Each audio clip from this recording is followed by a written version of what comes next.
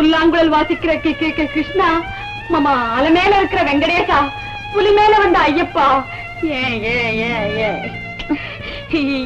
என் புருஷனும் நானும் கடைசி வரைக்கும் ஒத்துமையா இருக்கணும். எனக்கு வாய் கொஞ்சம் தெக்குதேன்னு அவர் என் மேல ரொம்ப வெறுப்பா இருக்காரு. நீங்கெல்லாம் சேர்ந்துதான் அதை சரிப்படுத்தணும். எனக்கு மட்டும் நல்லா பேச வந்துருச்சுன்னா ஒரு வருஷத்துக்கு யாருக்கிட்டயுமே பேசாம மௌன விரதம் இருக்கேன். வந்துட்டீங்களா? என்ன சொன்ன? மௌன விரதமா? வேண்டுதல் என்னடி வேண்டுதல?